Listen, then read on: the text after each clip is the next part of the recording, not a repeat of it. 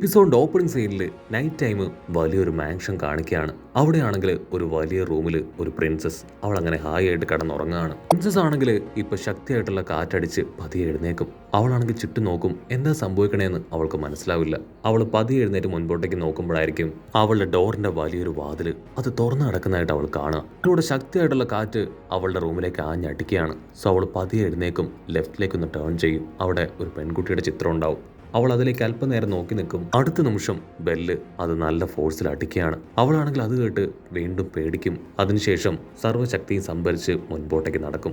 അപ്പോഴായിരിക്കും അവളുടെ തൊട്ടു പിന്നിൽ നിന്ന് മറ്റൊരു ശബ്ദം അവൾ കേൾക്കുക. അവളാണെങ്കിൽ ടേൺ ചെയ്ത് എന്താ നടക്കണമെന്ന് നോക്കും. അപ്പോൾ ഒരു ഫുട് പ്രിന്റ് അവളുടെ അടുത്തേക്ക് വരുന്നതായിട്ട് അവൾ കാണും. അവളാണെങ്കിൽ പേടിച്ച് നിലവിളിക്കും. അതിനുശേഷം അവൾ അവളെ തന്നെ കൺട്രോൾ ചെയ്ത് അടുത്തുള്ള ടേബിളിന്റെ അടുത്തേക്ക് വരും. ആ ടേബിളിന്റെ മുകളിലുണ്ടായിരുന്ന ഒരു കപ്പ് അവളുടെ കൈതട്ടി താഴെ വീഴുകയാണ്. അടുത്ത നിമിഷം ഏതോ ഒരു ശക്തി ആ കപ്പ് ഉയർത്തിയെടുത്ത് ആ ടേബിളിന് മുകളിൽ വെക്കും. ആ ഫുട് പ്രിന്റ് ആണെങ്കിൽ വട്ടത്തിൽ കറങ്ങുകയാണ്. ആണെങ്കിൽ അതിലേക്ക് തന്നെ നോക്കി ഒന്നാം മിററിലേക്ക് നോക്കും. അടുത്ത നിമിഷം ഒരു പെൺകുട്ടിയുടെ രൂപം അത് ആ മിററിൽ കാണുകയാണ്. പ്രിൻസസ് ആണെങ്കിൽ അത് കാണേണ്ട താമസം ഉച്ചത്തിൽ നിലവിളിക്കും. അടുത്ത നിമിഷം ആ രൂപം പ്രിൻസസിന്റെ കഴുത്ത് പിടിച്ച് ഞെരിക്കും. അവിടുന്ന് അങ്ങനെ സീൻ കട്ട് ചെയ്ത നെക്സ്റ്റ് ഡേ ഇപ്പൊ നമ്മുടെ ഗോക്കുവിനെ കാണിക്കുകയാണ്. ഗോക്കു ആണെങ്കിൽ എപ്പോഴത്തേതും പോലെ ഒരുപാട് ട്രെയിനിങ് ഒക്കെ ചെയ്ത് നടന്നു വരും. ഇത്തവണ ഗോക്കുവിന്റെ ട്രെയിനിങ് അത് തന്റെ ബോഡിയിൽ വലിയൊരു മരം കെട്ടിവെച്ച് അതിനുശേഷം കുത്തി നിന്ന് വലിയൊരു ഹില്ലിന്റെ മുകളിലേക്ക് കയറുക എന്നതാണ്. ഗോക്കു ആണെങ്കിൽ അല്പദൂരം നടന്ന് മുൻപോട്ടേക്ക് കയറും. അപ്പോഴായിരിക്കും ഒരു ഗ്രാൻഡ്മ അതുവഴി കടന്നു വരിക.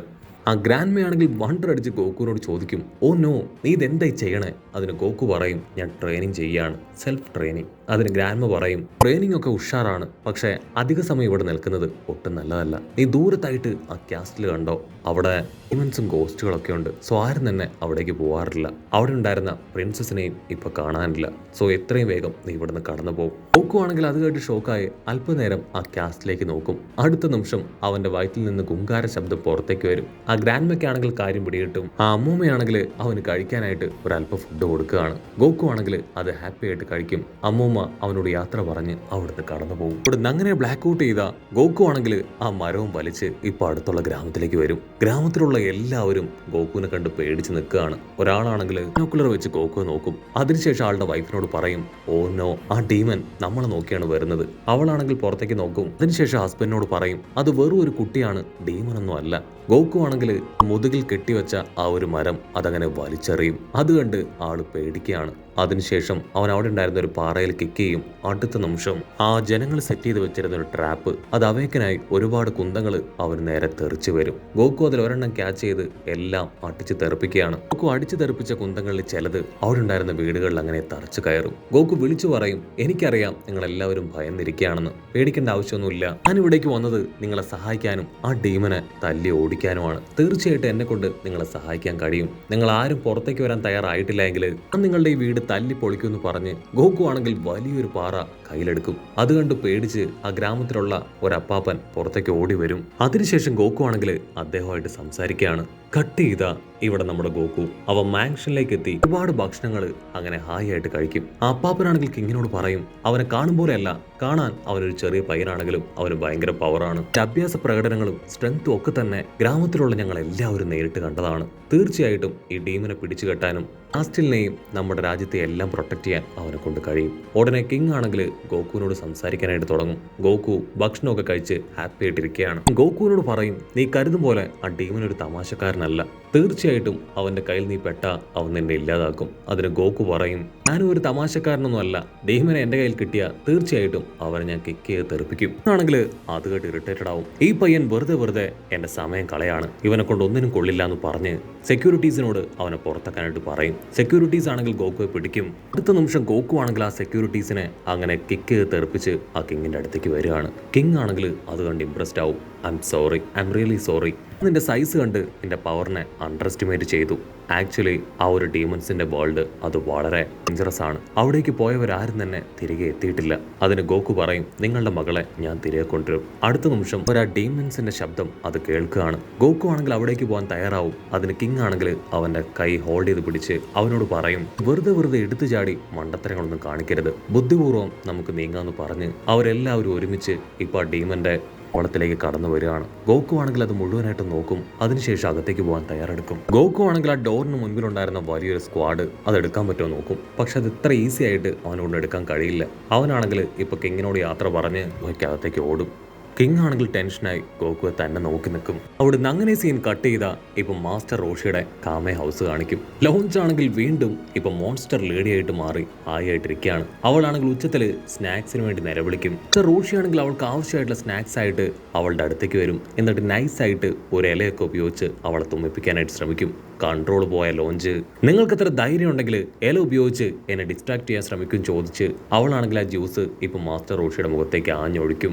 മറ്റൊരു ഭാഗത്ത് ബോയും മൊട്ടപ്പനും റാബിറ്റും അവർ 3 പേരും ചേർന്ന് ഗോകുവിന് കൊടുത്ത പോലുള്ള ട്രെയിനിങ് അതെടുത്തുകൊണ്ടിരിക്കുകയാണ്. ആ ഒരു ഡൈനോസറിൽ നിന്ന് രക്ഷപ്പെട്ട് അവരൊരു ഭാഗത്ത് വന്ന് വെച്ചിരിക്കും. ഹാൻസം ബോയ് ആണെങ്കിൽ അപ്പോഴായിരിക്കും തിരിച്ചറിയുക നമ്മുടെ ആൾക്കാർ എത്രത്തോളം ഹാർഡായിട്ടുള്ള ട്രെയിനിങ് ആണ് ഇത്രയും കാലം എടുത്തതെന്ന്. കട്ട് ചെയ്താ ഇവിടെ ഗോകു. അവനാണെങ്കിൽ ആ ഗുഹയിലൂടെ പതിയെ അകത്തേക്ക് കടന്നു വരും. അടുത്ത നിമിഷം അവന്റെ അടുത്തേക്ക് ഒരു കത്തി അത് ചേറിപ്പാഞ്ഞ് വരികയാണ്. ഗോകു ആണെങ്കിൽ ടേൺ ചെയ്ത് അതാരാണ് ചോദിക്കും. ഉടനെ ഒരു ജയന്റും ഒരു ലേഡിയും അവിടേക്ക് കടന്നു വരും. ഗോകു ആണെങ്കിൽ അവനോട് മാറി നിൽക്ക്, എനിക്ക് അകത്തേക്ക് പോകണമെന്ന് പറയും. ആ ജയന്റ് പറയും പാസ് ഇല്ലാതെ അകത്തേക്ക് പോകാൻ പറ്റില്ല.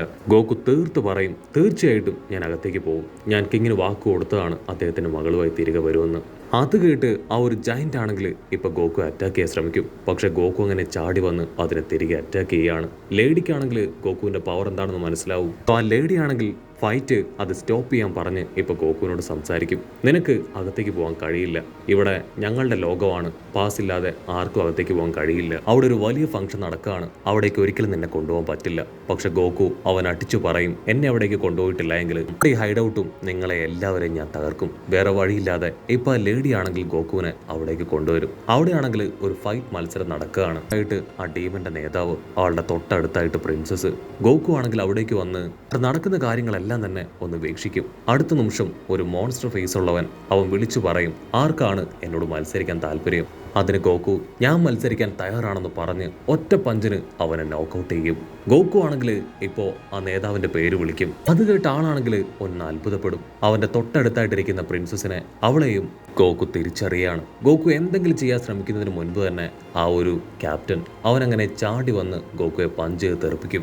അടുത്ത നിമിഷം ഗോകുവും ആ ഒരു ലീഡറും അവർ രണ്ടുപേരും തമ്മിൽ ഒരു ഞട്ടിയിടി ബഹളം. അവനാണെങ്കിൽ അവന്റെ കയ്യിലുള്ള ഒരു സ്പെഷ്യൽ ബെൽറ്റിൽ നിന്ന് പവർ അവേക്കൻ ചെയ്ത് ഗോകുയെ അച്ചറം പൊച്ചറ അറ്റാക്ക് ചെയ്യാണ്. ആ ഒരു അറ്റാക്കിൽ ഗോകു തെറിച്ചു പോയി അടിച്ചു വീഴും. ആ ലീഡറിനാണെങ്കിൽ ഭയങ്കര സന്തോഷം. വമ്പൻ ആറ്റിറ്റ്യൂഡിൽ പ്രിൻസസിനെ നോക്കും. അവൾക്കാണെങ്കിൽ ഒരുപാട് വിഷമം തോന്നും. ഇവിടെ ഗോകു അവനവന്റെ പറ്റിയ കൈ അത് പതിയൊന്ന് തലോടും. അതിനുശേഷം ആ ലീഡറിനോട് പറയും നിങ്ങളുടെ പവർ ശരിക്കും അട്ടിപ്പൊളിയാണ്, പക്ഷെ ഇനി എന്റെ ടേൺ ആണെന്ന് പറഞ്ഞ് ആമേ പവർ ഉപയോഗിച്ച് ആ ലീഡറിനെ ഒരൊറ്റ അടി.